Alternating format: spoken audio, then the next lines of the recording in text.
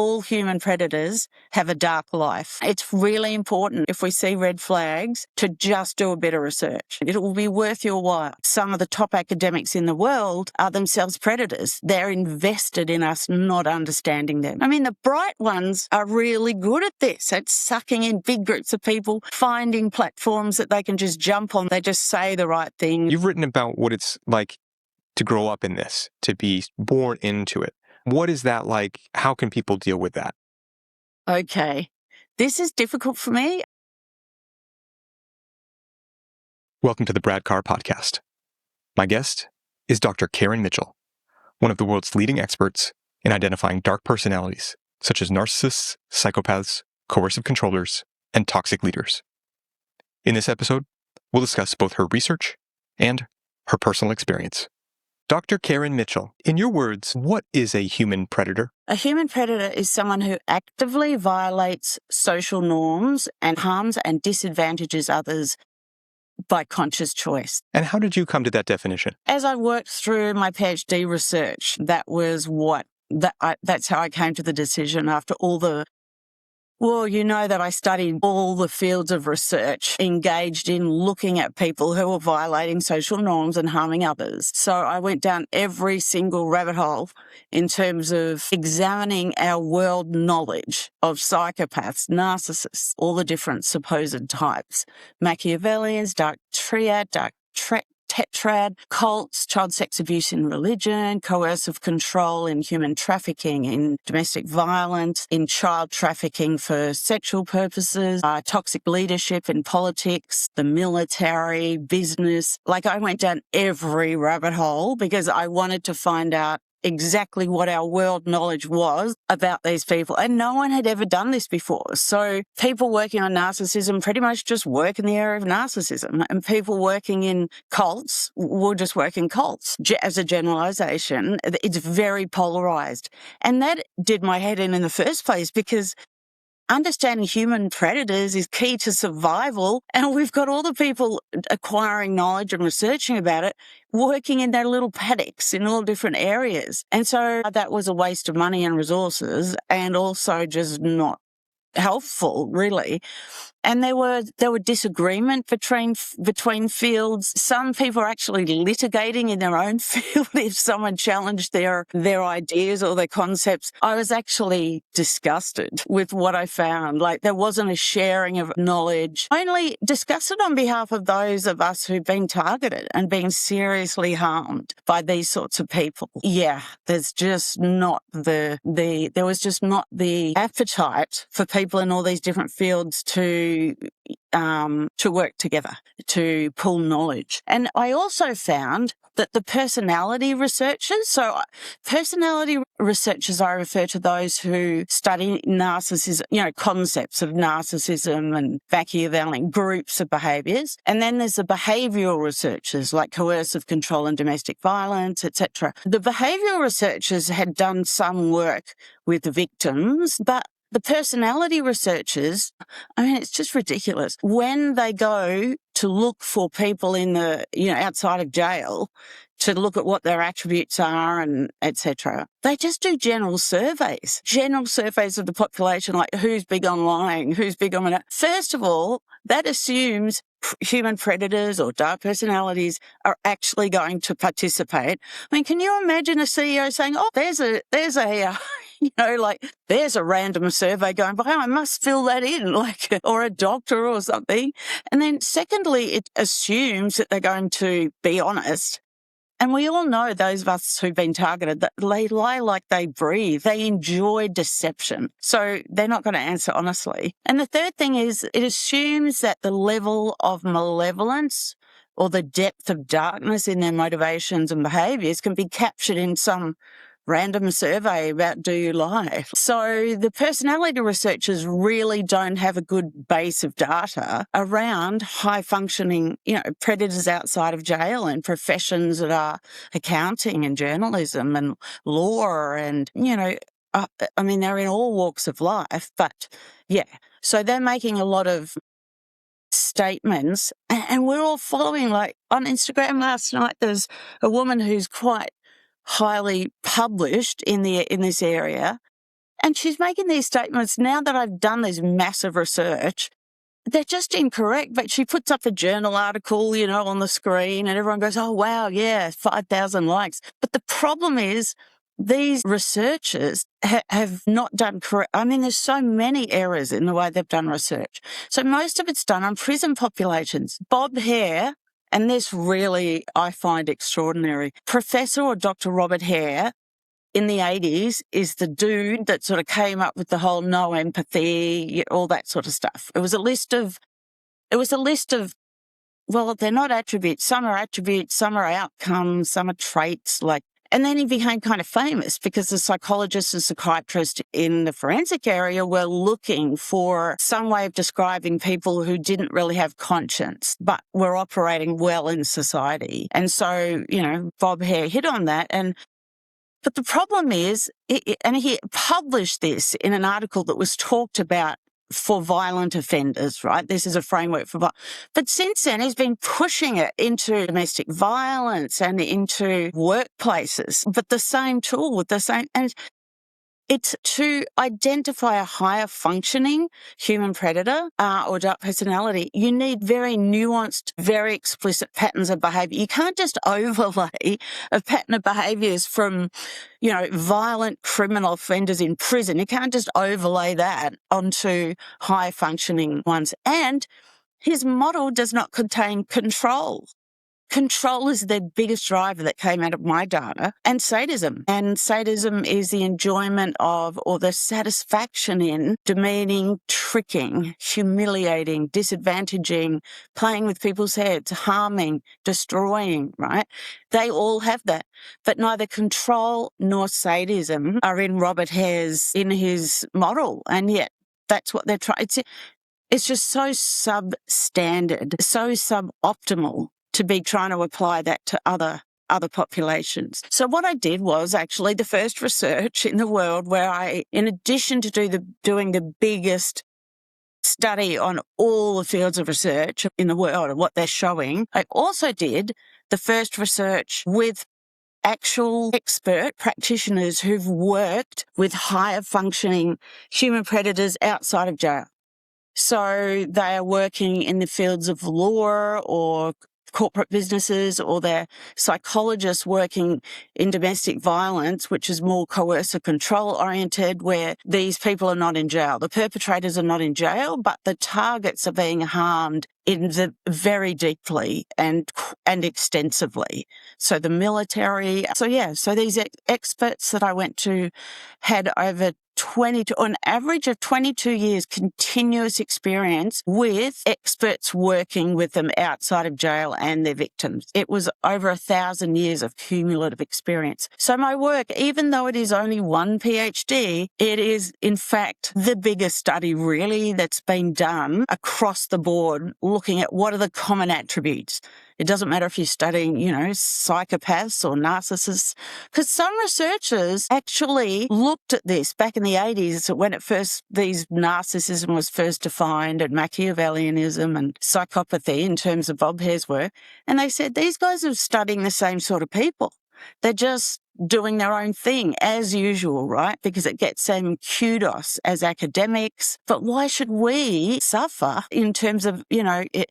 And some of my research participants actually said, good luck with what you're doing, Karen, because they'll stop you. Some of the top academics in the world are themselves predators. They're invested in us not understanding them. So there's a huge amount of misinformation, which I'm trying to kind of, sort of push into the general discussion. But for some people, it's really hard to move away from the miseducation that they've had. And a lot of people educating in this space, like I'd say the top 6 people educating about narcissism or narcissistic recovery, I actually can look at what they're saying and know it's incorrect, whereas most people wouldn't know how to research it.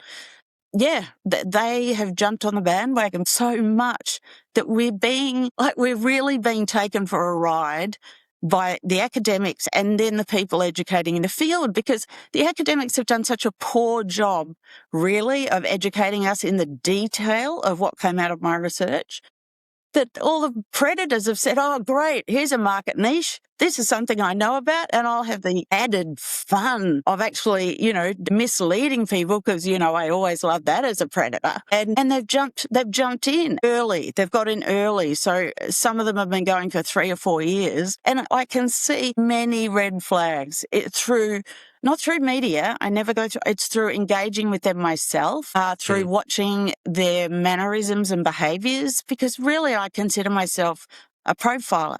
My background is 30 years working with executive groups and people around the world in organisations on contentious issues, deaths, suicides, mergers and acquisitions, a whole range of different types of issues. And I've got to be able to pick up on nuances in behaviour to be able to move groups forward. And, so really I'm a behavioural specialist. And so I look at their behaviours. One woman did this weird example. She's an expert in domestic violence. She did this really weird example of something her husband did, right? And it's just so not in keeping with the behaviours of someone who engages in this sort of domestic, like it's coercive control.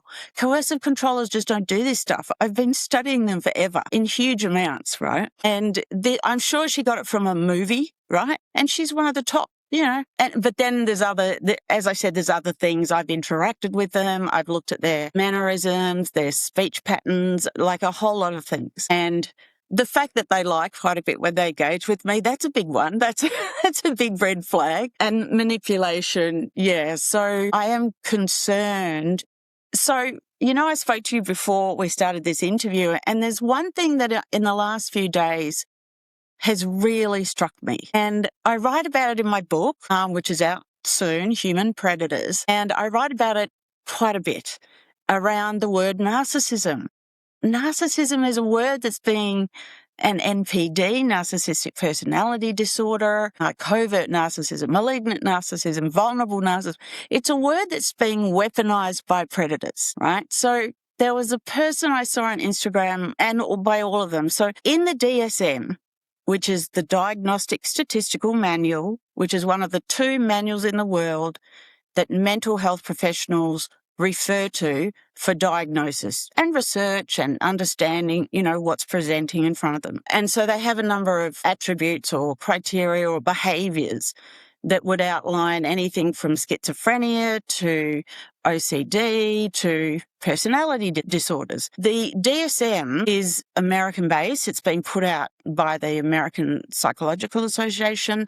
And then you've got a European one, the ICD, which I won't go into because the DSM, we're talking here American-based. And in Australia, we tend to use a DSM as well, and it's widely used. In the DSM, you have Cluster B, which a lot of people would have heard of. I saw someone who's got a name on social media, which is Cluster B Milkshake. I thought that was pretty fun. But Cluster B are a group of personality disorders, right? And one of them is NPD, or so-called personality disorders. And NPD, one of the key attributes is no empathy, right? So it's meant to, I talk about predators and prey. And NPD is meant to be a predator with no empathy, right?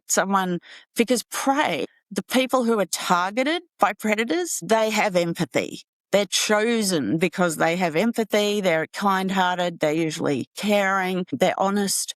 And so predators target these sorts of people because they're more easy to manipulate, which doesn't mean they have done anything wrong. It actually means they're a good person, right? We'd probably want more of the ones that are prey as leaders because they're committed to fairness as well. And they often have a vulnerability, the prey. They might be recently bereaved, abusive upbringing, they might be very young, very old, sick, etc. Not always. Sometimes higher functioning predators like to partner with someone who looks good with them, who complements maybe their work and they're also more fun to bring down if they choose to eradicate them or do whatever. It can be more fun with ones that are higher functioning, but mostly they have vulnerabilities. Anyway, with predators, the classic thing is no empathy. And we all know that. I think we've all heard that. But this guy last night on social media had 17,000 likes. He was a psychiatrist and he was saying, narcissism, these people, they experience shame and they're, poor things. And it just, any mental health professional who says that I've got to put a big red mark next to them. Like, what are you really trying to do here? So again, narcissism, what predators do, and I'm going to I'll talk about, human predators or predators.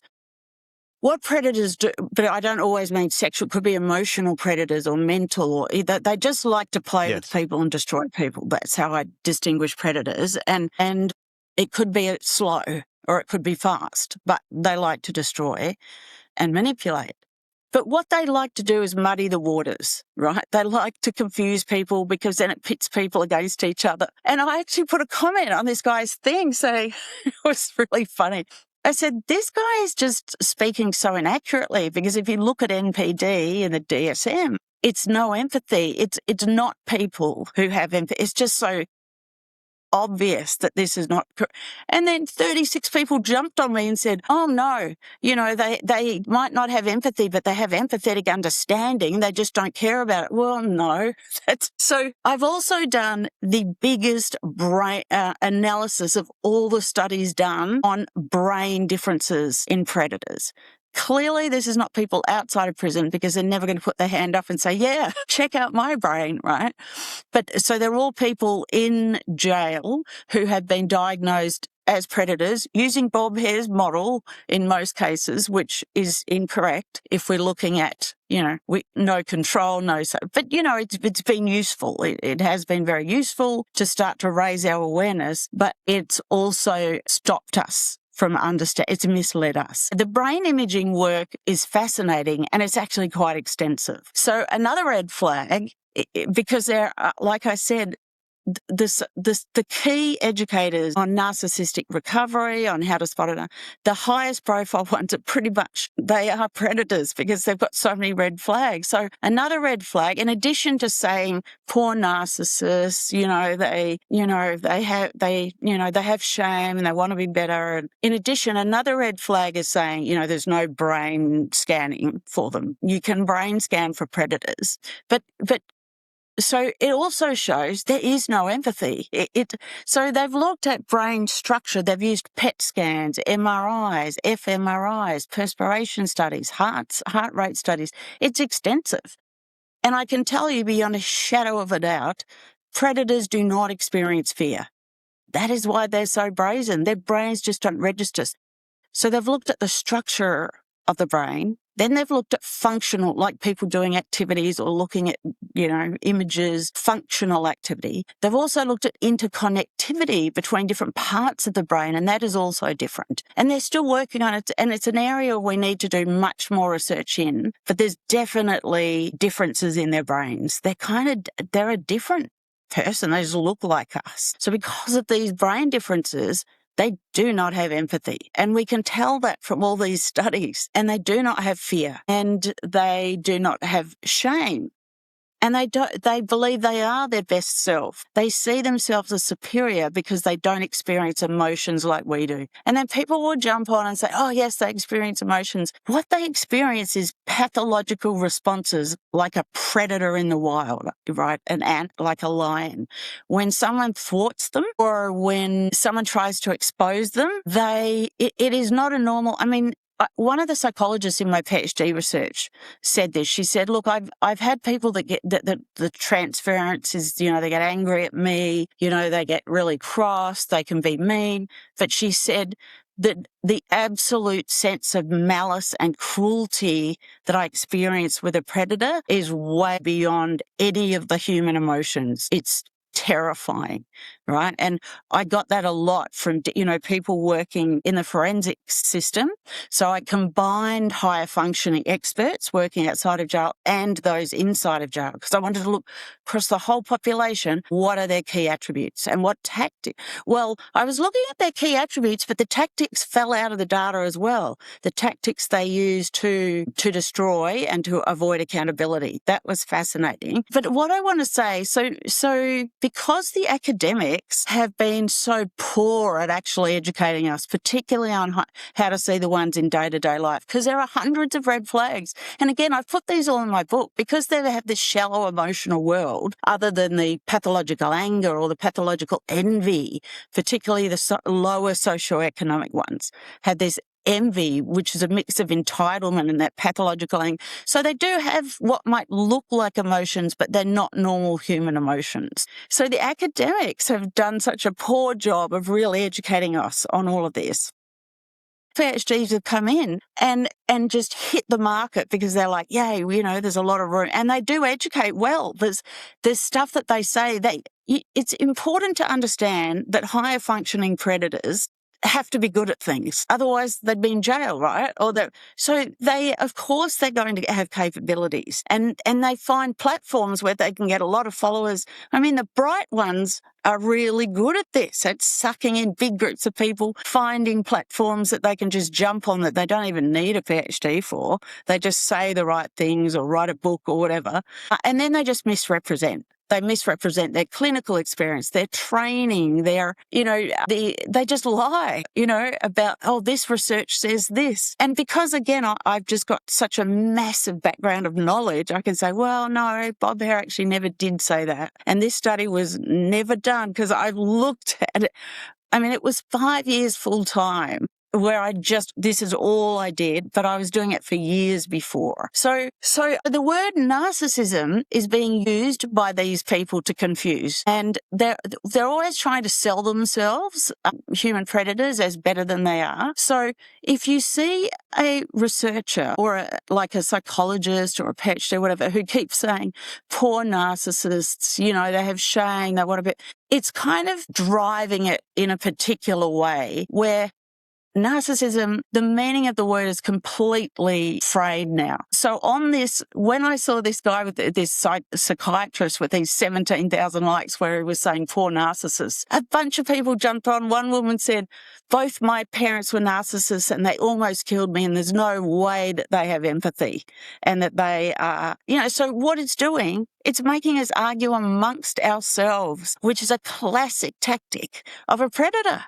Right? So they're using the word narcissism to pit us against each other, and it's getting worse. So unless someone distinguishes, look, in terms of the language of narcissism, some people think it's people, who have been harmed in childhood and, they've got these characteristics which sometimes seems like predator because the severe abuse of predators is pretty horrific if it's done over time. And I mean, it's like, in a war, it's like being in a war. It is horrible, right?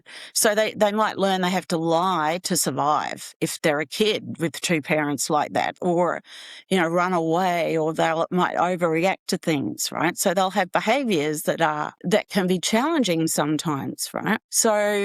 But if a person who's an expert in the space doubles down on that rather than saying, yes, some we know are empathetic, but, in the DSM, it is no empathy. So the DSM says narcissistic personality, narcissists are predators, right? They're the ones who harm without remorse, it's actually quite obvious. When you hear these people speaking, they don't even talk about the DSM, right? And the DSM, if you're a psychologist, which some of these are, or claim to be, I mean, one of them keeps talking about, well, I don't have clinical experience because I don't want to be part of that paradigm. And then next minute she'll comment on something in the news and say, I'm a psychologist. I know, you can actually see all of these red flags, right? But and this one argues against brain scanning all the time as well, this one that I'm referring to now. But yeah, if they if they're got a psychology background and they keep saying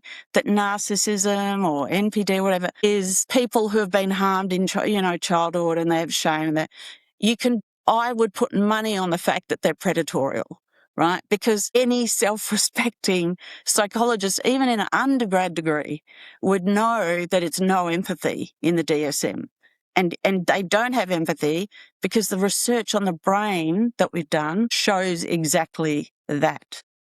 I'm quite passionate this morning about the whole narcissism thing because reading all this stuff yesterday and listening to it, it's in my mind at the moment, and it's frustrating me more and more that people are listening to all these sources of data, these people that, and they all have great messages, right? So people will say, oh, but that really resonates with me. Well, yes, it's going to resonate, right? Because that's what they do. They will always have some points that are fantastic, like women shouldn't be pathologized when it's the response when they're just responding to a predator, right? They shouldn't be pathologized like borderline personality disorder. I fully believe is not a disorder. It's in the DSM, it's meant to really reflect the prey, people who've been harmed. But you cannot, and this is just amazing, you cannot diagnose a predator, a high-functioning predator, from the DSM. You can't put them in any of like a high-functioning predator cannot be diagnosed. So what do? Women who have these attributes, they just say, oh, they got borderline. So you've got these poor people who've been preyed upon that are really suffering and have had this horrible experience.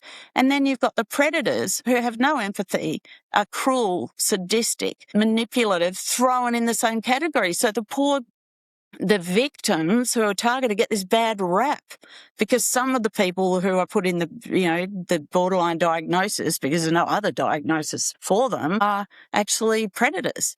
So the whole framework for being able to see predators is so substandard, and how prey, the people who've been harmed by them, by their parents or their family members or a partner or even one of their grown children, how they're pathologized in this. I mean, it's quite extraordinary. So I've pulled it all apart and explained it in a way that's really easy for anyone to understand because it's a huge deal. So, some of these experts who are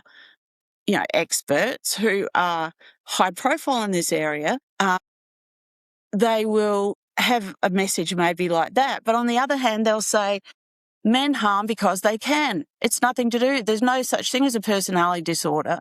Men, and it provokes women to say, yeah, they do. We should just, it's their choice. But upward of 10% of the population are predatory like this. And we do have to be careful. We can't get riled up and just, attack, which is these people are doing this for a platform. The ones in coercive control, narcissism, domestic violence, all this stuff, right? And so they're doing stuff to provoke, and women are listening to it and being harmed as a result. Now, I'm not saying women are responsible for women being harmed. So this is the whole violence against women and girls, which is slightly different, but it's part of that whole area of subjects.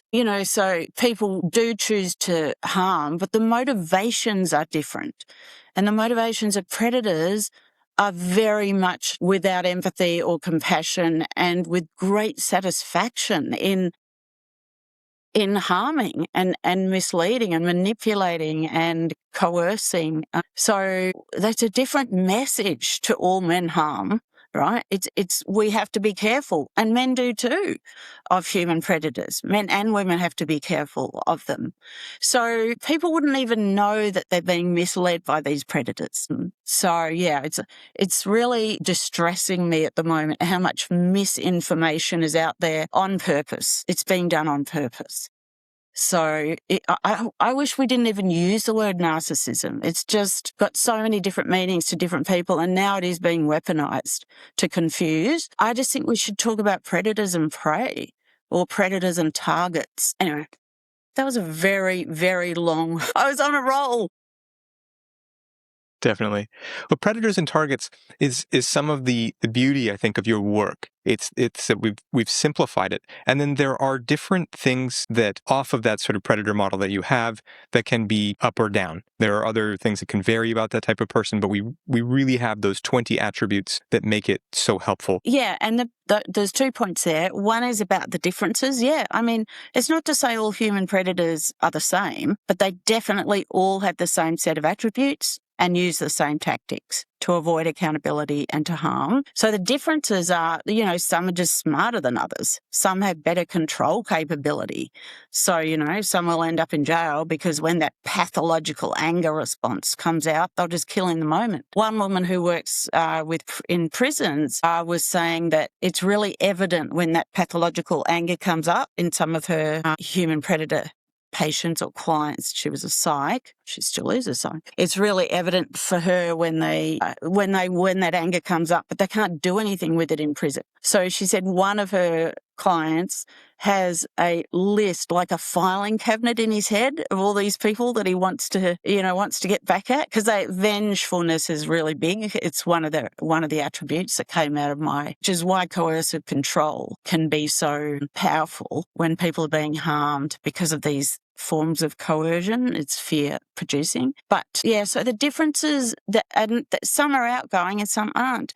But a lot of people have had experience with just one or two human predators and they think that's what they're like, right? Because they see it. But mine represented thousands and thousands of experience, people that these experts had experience with. And so it was more evident that some are outgoing, some are really quiet, right? And understated. So, this whole grandiose, we often hear, oh yeah, psychopaths are grandiose or narcissists are grandiose. They talk themselves up. Nothing could be further from the truth with half of them. Half of them are accomplished. This is where the personality researchers have not done research on them in the broader population. They just haven't, because they were busy doing research with large numbers. They just on general surveys, so they don't get this. But yeah, a lot of them are, doctors, lawyers, accountants, journos, working in shops, gardeners, whatever, but they downplay themselves because they feel they are accomplished. They might have a large business or, they've done well in life. So it's the ones in jail that Bob Hare was saying where they talk themselves up because they're less accomplished. So grandiosity is just a subset of some of them. I do talk about this in the book. There's a chapter on the differences where they have differences in capabilities, differences in values, differences in intelligence, etc. But they're not important. If we want to save ourselves from these predators, we have to look at the shared attributes, the tactics, and also the additional red flags that come as a result of their shared attributes, like the brain differences with not normal emotion brings out things in them, which I'm actually really excited about. That chapter's really cool, isn't it, Brad? Like all the red flags there's just so many that we never been published before, but really easy ways to see them. And I always say, one red flag does not a predator make, but you've got to look, you've got to do your research. So most people will go, oh no, they're not one, but they haven't actually researched and looked at, the background stuff. Sometimes it comes out so quickly. There's a case study on this on my website, actually, Calmore, Kalmor, on the Calmore website if you want to read it. But this one woman, I did see that because of the non-emotional world, they don't emote, so they have to put on facades. And some are better at that than others. I mean, they're all quite entitled and arrogant because they know they don't experience fear and they believe they're a better species than the rest of us. So they do have this. And this woman had definitely this shallow effect, always monotone. And that to me is a red flag, that constant monotone, no intonation, fluctuations in volume, etc. And then I saw all these other red flags, and then I thought, okay, I'm going to do the research. So I always say to people, do the research. And it took me 5 minutes to find that she'd run for some political position and had admitted to breaking into houses when she was, late teens, 20s, because she was bored, right? And then there were all these other things that came out where she'd had other charity type things and asked people to put the money into her private account. It took 5 minutes. So it's really important, if we see red flags, to just do a bit of research. And it is fascinating what you'll find. It will be worth your while because all human predators have a dark life. We're only presented with what they want us to see. And that's why people go, well, no, it can't be. He's so nice. Or, look, she donated to this. Oh, he's on the domestic violence board. How could he possibly be engaged in domestic violence? So, but that's because that's what they want us to see, right? It's engineered that way. So as we won't believe it. It's hard to believe. Do the research. That's my key thing. Know the red flags, know the attributes, and then do the research. And you might save people. You might actually, save someone's life by actually pointing out, look, this person's got all these red flags. When I finally wrote about this woman, I put a post on social media, didn't use names or anything, but I wrote, and quite a few people jumped on and said, oh my goodness, I know exactly who you're talking about. She did this, she ripped me off here, she did that. And so I thought to myself, should I have come out earlier saying my concerns? But I held back. Because people don't believe you because of that. Oh, she's so nice and she's helping us and she's creating this thing. But I'm hoping that the more we can educate, the more people will see it more rapidly and be more cynical about, because it's upward of 10% of the population. I'm so glad that you identified control, too, at the top. As you said, that's not on the hair psychopathy checklist. And you said maybe one red flag does not a dark personality make, but the control thing is so important. And I was speaking with Joe Navarro from the FBI earlier this week, and he pointed to control in so many different domains. Joe said, it's control of someone's time, control of someone's energy, control of someone's space, control of whom they associate with. And if you see someone who is controlling all of those dimensions, forget the other stuff. That's a dangerous person. So I'm so glad that that's at the top of your list. Yes, and he's great, Joe Navarro. He and I have that left-right facial hemisphere asymmetry thing that it's just such a profound red flag, right? It's one of the, and I think it's associated with brain differences. But Joe Navarro talks about that as well. Maybe we'll talk about that a bit later. I'm just shocked at how common it is in all of them. And sometimes you don't. Anyway, we'll talk about that in a minute. The control thing, it doesn't even have to be, like, it could be control of a body over. It could be control of someone trying to register their boat at the local where they give you the wrong form.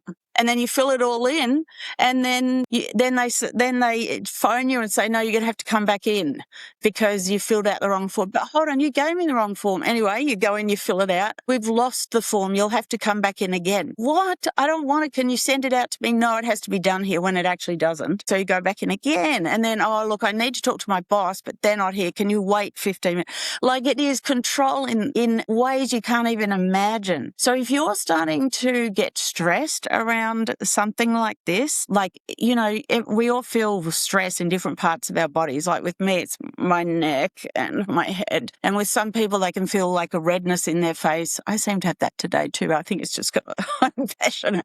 For some people, when they get stressed, the redness comes in their face or their stomach clenches. If your body is telling you that this is feeling really uncomfortable, it's probably because, we've been taught to ignore that, intuition. What does that mean? It's all about cognitive intelligence and facts. Well, I think that was invented by predators because, we can sense it when we're being blocked, which is control. So blocking is control. Delaying is control. So in the courts, in the family court, you see that where a person will say, oh, no, I've got a board meeting. I've got to go to London. Oh, okay, we'd delay. Oh, no, something's happened, in my work here. I've got to delay again. Oh, I can't bring, the children to this psych thing for the, because I'm traveling for this.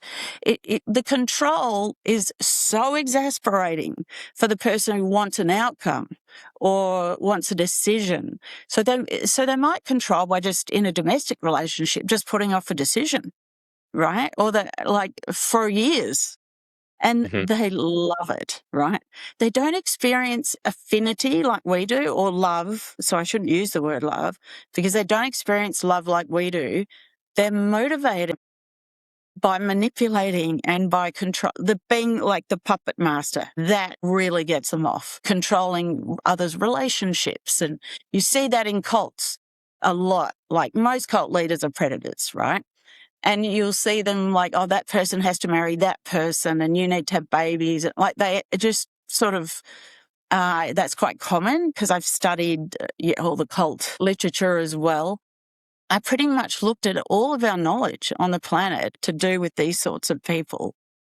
Yeah, so, control is definitely, but it's not how I do an example of that in the book, right? I say, this is what it feels like to be controlled, because it's hard for people who haven't been targeted to kind of understand. So, yeah, in the book, I say, here, it's just one page where I say, here's a scene. Imagine what you would feel like at kind of the end of this, to give people an idea of how it might feel.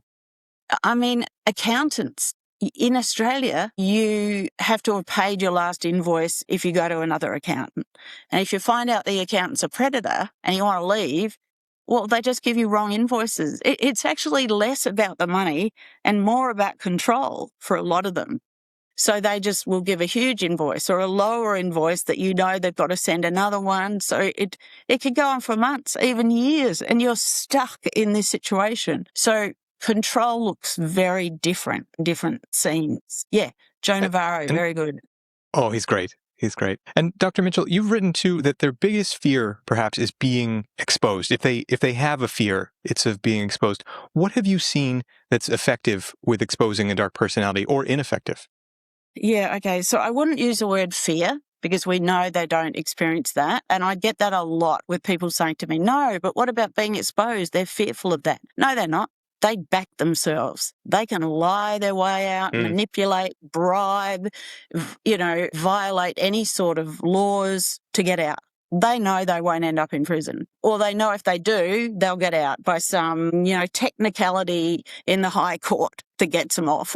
So they don't experience fear. What they do experience is this pathological anger reaction if they're exposed, and that entitlement. Sometimes, very rarely, but sometimes they will kill themselves rather than be imprisoned. And there are a couple of examples of that. They hate not being able to live their dark life. And in prison, they're very limited in their ability to assert control and sadism. And they know that. So, but it's not a fear. They just don't believe they'll end up in there. And so what's effective? Okay, so what's effective in dealing with them? That's a really tough question, but there are some things that can weaken them. One is they're so kind of smug about their ability to deceive everybody that sometimes they might actually say something like, I'm ice cold, or I did this. Rarely. But they do kind of give themselves away sometimes, or they overplay their hand. So, which again, not that common with higher functioning ones, but some will overplay their hand and you think, oh, this is what they're going to do, right? Or this is what's happening. What else in terms of, look, I always say you don't want to take them on in the courts because they get great satisfaction from being in the courts. They weaponize it. That's one of the tactics, weaponization of the justice system. Once a lawyer said to me, the justice system is a blunt instrument. You can't, they can be manipulated. You can have bribes in the courts. I've seen that. I've personally been there when that's happened on a number of occasions. So you get a lot of predators in the courts who will set precedent or support the embracing of behaviours of predators. That's why we're seeing an increase in judges who are predatory, giving lenient sentences to people who are sexually abused, either adults or children, etc. It's very evident to me when I do the research that some of these are predators making these decisions because they don't want to set precedent in case they do it because they're all sexually boundaryless. But I say, don't take them to court, but report them. So you've got stuff in writing. So if you're in a work organisation, email someone who, like, in HR, as long as you know HR aren't aligned with whoever,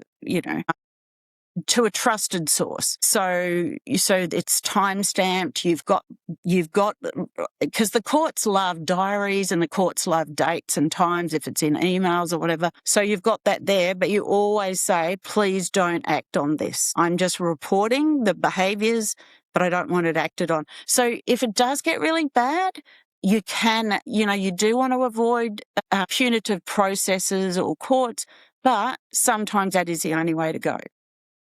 Sometimes they don't like, legal letters. Sometimes they revel in it, but sometimes they don't like it. So you can do cease and desist letters. You can do letters that say, here's your behaviours, I'm going to escalate. And, to some of the ones that don't have as much money, they don't really want that, although they'll try it on. They'll self-represent. Bundy self-represented. They have that uber confidence, right? And by saying Bundy, I don't want to make it sound like they're all serial killers, but they're always interested in other people dying or being disadvantaged. We've been misled about that whole, they're all serial killer things. They're not. The accountant might, for example, going back to the accountant example, they might actually do an error in your tax and then report you to the tax office. Like, they do things that we would just think are totally bizarre, right? But that's how they get their kicks. We simply must stop thinking about them as being like us and motivated as we are, because they're just totally not. And that's where we get harmed. So other sorts of things to stop them. We talk about grey rock, which means become like a grey rock. Don't engage, because they get fueled, as you could probably hear by what I've been talking about in the interview, they get fueled by engagement and by you getting hooked in. That's probably why I've been targeted a few times, because I get hooked in. I engage.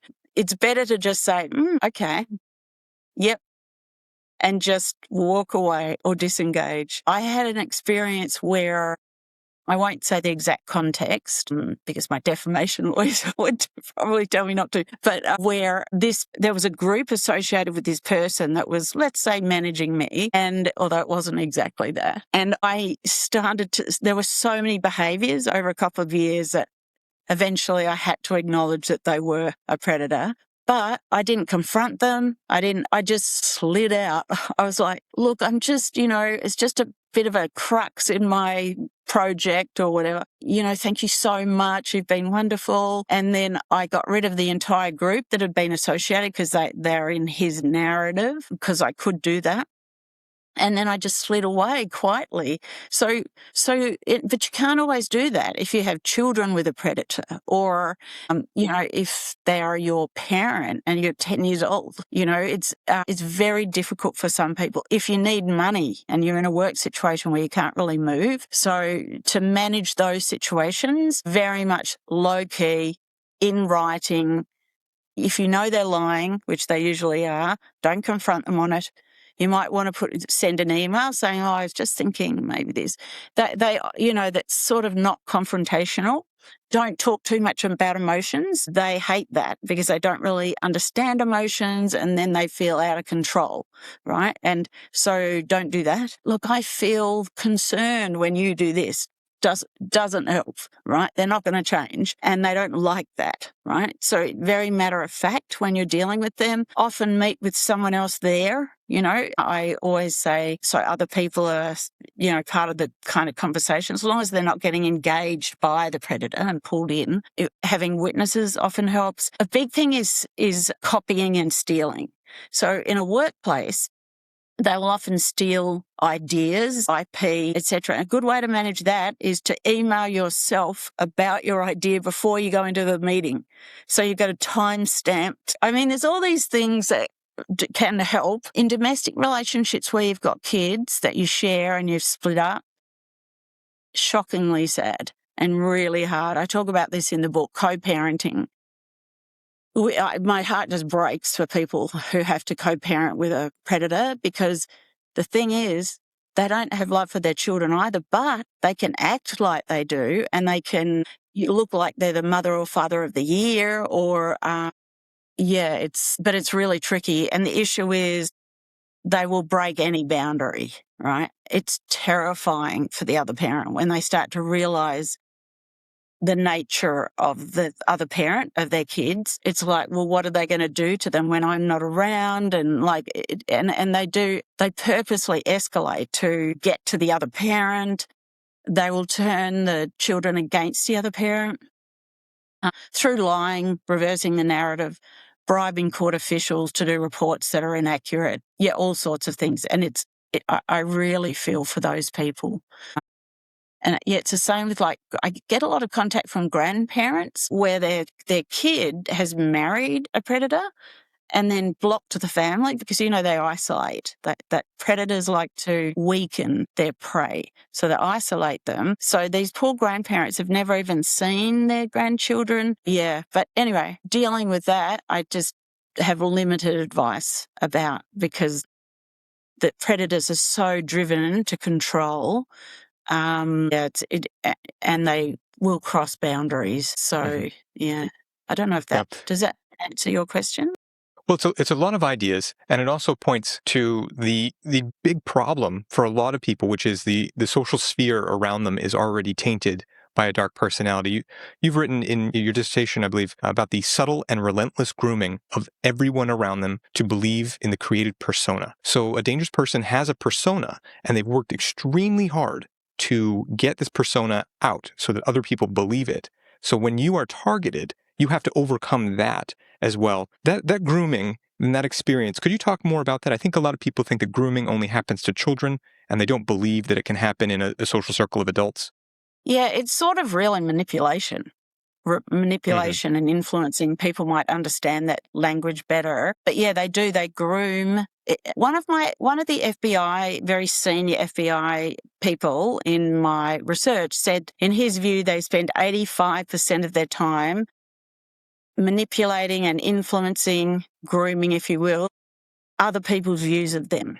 So they'll have all these photos of the kids on their desk, if they're a predator, so they can't be seen to be a bad parent, right? But they are. They've done horrific things, right? But they've got that stuff going on. So, and then they'll talk, because they have no fear, they're brazen. Brazenness is one of the attributes that's in my model.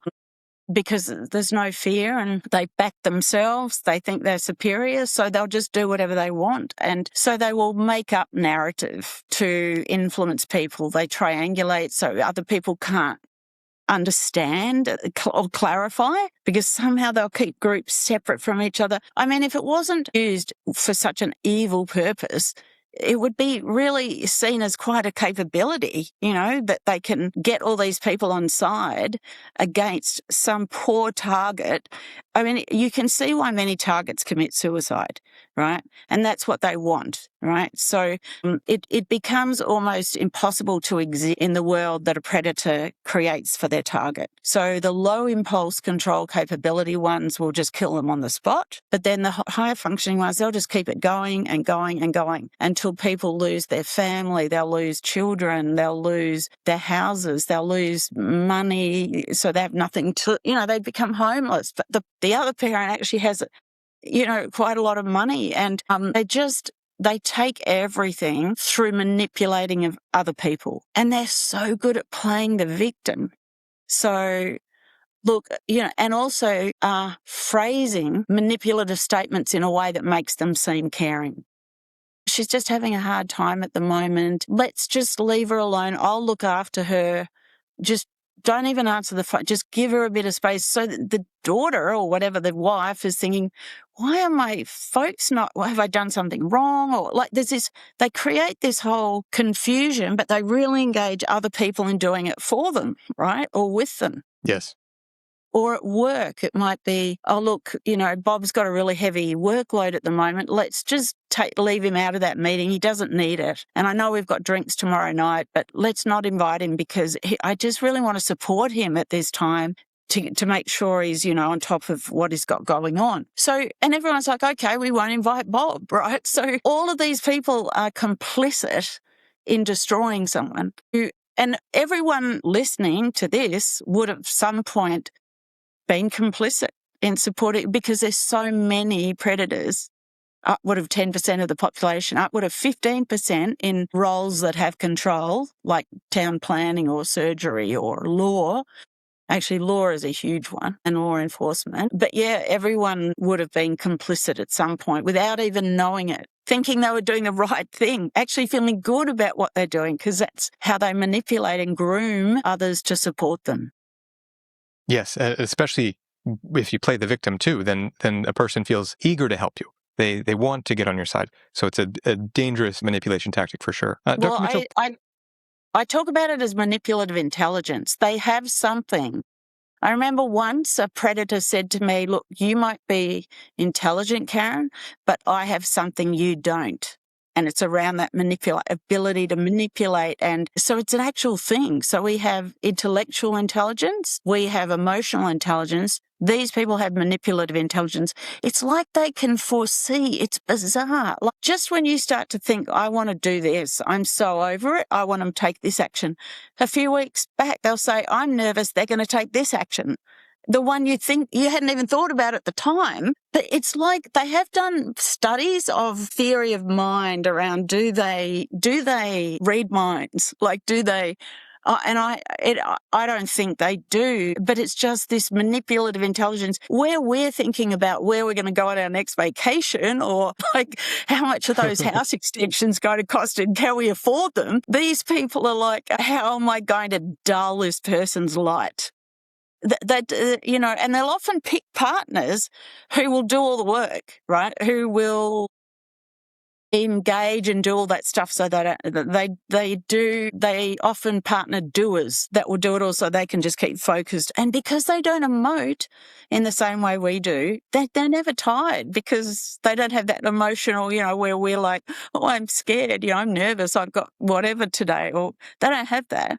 So they don't get worn out. So they can relentlessly work on grooming other people and addressing their target. And yeah, even CEOs of multi-billion-dollar companies I've seen put so much time into focusing on a target where you think, mate, what about the share price? So, Dr. Mitchell, we've talked about this in a broad sense in society and more specifically in your social circle, maybe in your family. You've written about what it's like to grow up in this, to be born into it. What is that like? How can people deal with that? Okay. This is difficult for me. I have not spoken about this. I mentioned it once in one interview briefly. And so yeah, I was born to one. My mother was a human predator. My upbringing was sadistic. I always say I'm lucky I'm not under a bridge with 4 syringes sticking out of my arm because it was pretty stuffed up, my upbringing. And so there were lots of things, lots of demeaning, lots of stopping me, because I was a good gymnast, but stopping me from, I think she's not well, she's got a temperature. No temperature. Stopping me from kind of doing things that would have me feel good. A lot of physical violence all the time, but often out of the way of people. And it would bleed or whatever would happen, a lot of bruising.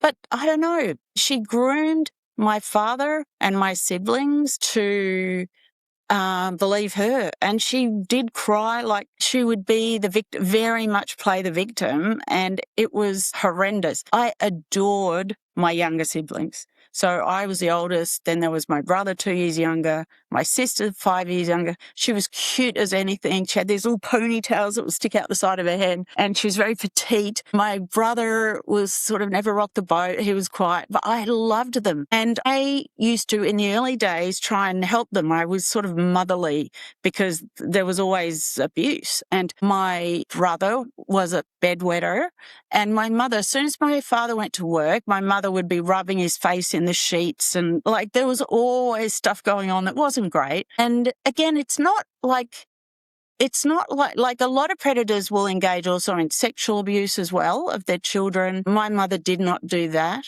I know of, actually. I don't know. They have sexual boundarylessness, so, anything goes, but they often hide it really well. So, yeah, it's not sort of that drug-fueled thing, because she was never into drugs or anything like that. It's a different sort of, it's a wanting to destroy your own child emotionally, mentally, in any way possible. And it started, like, she did it to all 3 of us. She would do things, but there was a point where I was probably about 8 years old where I started to tell my dad what was happening. And then it was like way downhill from there. She started then favouring my other 2 siblings and just dished out everything on me. Yeah. There was a lot of very extreme anger, that pathological anger response. I don't even know why. Like, I was actually quite a good kid. I tried hard at school. I wanted to do well. I was conscientious. Yeah. And she would tell them lies. I found out a lot later that she told my friends and family lies about me. I got found that out from a family member. There was just this crusade by her through my whole life to undermine me. And there's lots of examples, but I put the wedding example in the book. She came from another state from the wedding, and I had a few people from overseas, some of my best friends. I was so happy and so excited. And we did the little wedding trial on the Friday night before the wedding on a Saturday. And I was so happy all my friends were there, and I was going to wear my big puffy dress. Yes, I did do a puffy dress. And it was so good to see them. And my mother, when we did this walk practice thing, she came up to me and did that huge, aggressive, in your face, where they bring your face up, their eyes go black. There's a whole thing with predators where, because of the sympathetic nervous system, when they get that pathological anger, their pupils dilate. And victims often talk about it as their eyes go black. So Mum took me aside, did that whole my whole nervous system just goes crazy because it's a yelling in your face, screaming in your face with the black eyes and but hissing it, right? No one else heard it. It was this hissed anger. And she was angry because I'd given her a speech at the reception and not in the ceremony beforehand. And I thought the reception was a better thing. Anyway, she left and went into the night. And it was before the days of cell phones and Uber. And so my entire wedding for all my friends the night before my wedding spent 3 hours looking for my mother out in the dark. Now, I wanted them all to be with me. I wanted to support, emotional support before my wedding. I hardly saw some of these friends. One of them was living in London. One was in the US. I hardly saw them. It was really important. And this on its own just sounds like one thing, right? But what I would say is there are hundreds of things like this. So this is just an example. And it's very hard for people to recount the depth and extent of the undermining and the, what they... the way that it happens. I remember once I was 18 and I write about this in the book, and I don't know, we were out in the driveway and I'd told Mum I'd made a decision, and I don't even remember what it was that she was unhappy about. And she whacked me across the face. Like, it wasn't just a slap, it was and I had this huge handprint, and Dad came home. It was purple and red. Dad came home at the time, and I'm like, no one ever understood me though. No one believed me. No one listened to me. I'm like, Dad, look, Mum did this. And then Mum started crying. It's always the kind of victim thing. Took Dad aside. I don't even know what she said. She would always take him separately, so I never knew what was being said. And Dad's just like, shut up and look after your mother. But he was a good person. He was actually a kind person, but he was so engaged, as were my siblings. Not once did they even consider that I might have been, and I never touched her. I would never hit her back or anything because she was my mum. There's lots of other examples. I don't know if I feel really weird talking about it because I haven't before talked about it openly. And it sounds not very bad. Like, people have horrific childhoods. But what it does do when you're born to a predator is you're left completely empty as a person. I felt like I was the Helen Keller of relationships. I kind of didn't know how to love or what love was or how you were meant to behave. And I've spent a lot of time kind of trying to understand that and, manage, because I do get sensitive to things. I'm overly sensitive because of that. Overly sensitive of, I guess, not being loved because that's what you're so used to. And then she did it with the extended family as well. Like, it was really in the whole fabric of my existence and my friends. So she would yell at my friends so they wouldn't come around. Like, it was very isolating and confusing.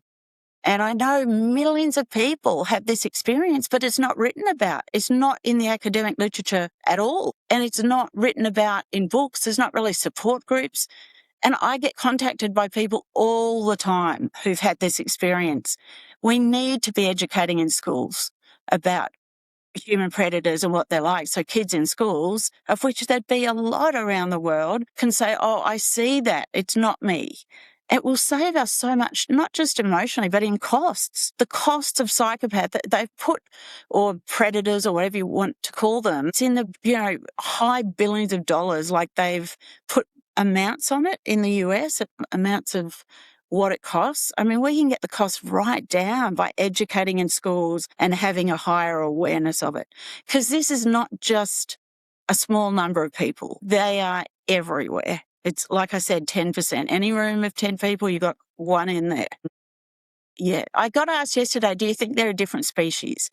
Because their brains are so different and their motivation is so incredibly different. And I don't know what makes a species. I've got to look that up, what the definition would be. But they're definitely different animals. They are different animals to us. So I don't know. Do you want to hear any more about? I don't know if I've even explained it well. It doesn't sound that bad compared to what the people have. Dr. Mitchell, you said twice that it doesn't sound that bad. And I don't know by what standard that comparison is. It does. And I just hope that, when we get to meet, if you're on some US media tour or something, I hope that I get to tell you face to face how much I appreciate you for sharing your story, because so many people I know who watch these interviews, they've experienced this in family, in childhood, and they want to know what's really going on. They want to hear it through a professional lens like yours. And the work that you've done to illuminate this for people, I think, is incredibly valuable. So I really commend you for telling that. Before we get to our last topic, for people who want to know more from you, where should they look for you online? So there's a website, www.calmore, Kalmor, calmore.com.au. I am on X as, I think it's just Karen Mitchell __, 2 underscores, Karen Mitchell __. I've just gone on to Instagram, and on there I am at Dr. Mitchell 1 _. And yeah, you can email in. I get quite a lot of inquiries. I'm trying to kind of get some people to help me at the moment because I get a bit inundated. So apologies if I don't get back at, but sometimes people feel good just writing it all out to someone. Definitely. And I do read everything. It's just, I don't always, I just run out of time to be able to, respond. And I get asked quite a bit to do expert witness work, and I haven't done that yet. I wanted to get the book out. And I want to start doing training. And I want to offer low-cost training for anyone who wants to kind of just sign in and understand what they've experienced and to help them get closure on it. And I'm also looking at doing training, hopefully in workplaces and religion, although I'm hoping it doesn't get hammered by predators in workplaces who, don't want that to happen. But yeah, we're just revamping the website at the moment for all these offerings. That will be done in a couple of weeks. So, yeah. Excellent. Yeah. And the book will be out soon. We'll have a link in the description for people to check out. And your thesis is available for free as well. Yeah. We'll put a link to that in the description, which when I found that, it was so clarifying. And I'm so grateful to you for the years of work that you put into that so that you could clarify what you'd learned from so many sources and put it in a language that the rest of us could access for free all over the world. So thank you for that. And last of all, I'd like to take what you've learned from your experience and see what you know that maybe people could consider when they are reflecting on their own experience, what's useful and what's useful for recovering, especially if you experience this in your family. Yeah. Well, and thank you for the positive. I really appreciate the positive comments you've made today. So thank you. I appreciate that a lot. Healing can be quite challenging because there's situations that will often bring up the same emotions. And I talk about triggering. Triggering isn't like, you've suddenly seen something and you trigger it. What it does is it brings up past emotions that can be really debilitating. You might have to take a day out or something. I have to do that sometimes when I've been triggered by it's not the same, but it brings up the same emotions as the previous circumstance might. So the first thing I want to say is just be gentle with yourself. Sometimes you just can't do what you would want to do because you've got to support yourself in recovery, and it sucks. That's a very technical term, which I should use more in my PhD, but I didn't. But it actually sucks to have been predated on by one of these people big time, and it is confusing. And the truth is you just have to spend more time on yourself, and that's just the way it is. Writing your story can help. like writing that chapter 2 about my experience in my family, I mean, there was a lot of crying and a lot of feeling sick, but it kind of is a bit freeing at the same time. I was apprehensive about even talking about it today because, like I said, it's the first time I have, but it was okay. Like, I think it helps you to own it because everyone pushes against your reality. Like, it couldn't have been that way, or she's not like that, or would never do that. And so you're left with this dissonance around, am I? But then as you write it down, you remember all these things and you can claim you don't need all of their endorsement anymore or their beliefs. So I think writing your story helps. I wouldn't do that if you're in a vulnerable space. Do that when you're feeling, a bit more stronger because it can be quite confronting. Other things, I mean, I like escaping. So I just travel. It's so good. It gets me out of my brain and my worry when I'm like, don't hate me for it, but I love a good cruise ship. It's like I could just meet other people and, engage and you just kind of, so that gives me a real getting out of my head experience, looking at other things, meeting other people. There's lots of modalities that can help. So yoga, and moving your body. It doesn't have to be exercise as such, just doing weird dancing around the place to some music that you like. Because as people that have been quite seriously abused, we tend to, we're hyper vigilant. We kind of worry about things. So getting into your body can really, really helps you get in tune with your core self, not your worried self. So I'd really recommend, there's this really cool thing called 5 Rhythms Dance. It's in New York, it's here in Melbourne, and it just is heaps of dancing with 5 different kind of types, but it's free flow dancing and, there's no one judges anyone, but it's really, that can bring out emotions and it just, again, gets you out of your head. Equine therapy, canine therapy, like doing stuff with dogs and horses. Anyone who's watched my new videos that I've just started doing on Instagram, I take my horse for a walk. So one of my horses, Pi, is in the video, and every now and again she sticks her head in like, what's going on? I want in on this thing. She's so cute. And it really helps me to have the horses. Someone commented the other day, Dr. Mitchell must be really regulating her emotions because her horse seems so calm when she's talking about this highly charged subject. And I'm thinking, no, the horse is just a calm horse. But she helps me regulate my emotions. So yeah, that can be really cool. What other sorts of things? Like the modality stuff like acupuncture, Reiki. I know some people don't believe it. I believe in it strongly, that we have energy pathways in our body and they can be balanced or unbalanced. I mean, if you look at all the countries, Japan, China, India, like so many countries for centuries have believed in this. And then we get the Western medicine, which has come over the top. I'm not saying don't engage with Western medicine. I'm saying this other stuff is really helpful. Yoga is about meridian balancing, acupuncture, shiatsu, Reiki. So all those things are pretty good. Walking in nature, taking your shoes off. I do that a lot because I do, have managed myself a lot around this. Yeah, I sort of do know the things that help for me. But yeah, running away on a cruise ship is always the best last resort. Does that help? I think so. Yes. A lot of ideas there for people, and an example, which is incredibly valuable too. So Dr. Karen Mitchell, for being that example, for putting it in writing so that people can read about it in your new book, for all the work that you've done to distill all this information, to put it out in so many ways, whether that be your thesis, doing interviews like this, and for sharing this time with me. Thank you so much. Thank you for having me, Brad, and thanks for your support. You've always been very supportive and kind. That makes a difference in the world. Kindness goes a long way. Thank you. Thanks for watching my interview. To go even deeper on these ideas, you can watch my previous episode with Dr. Karen Mitchell using the link in the description or the box on the screen.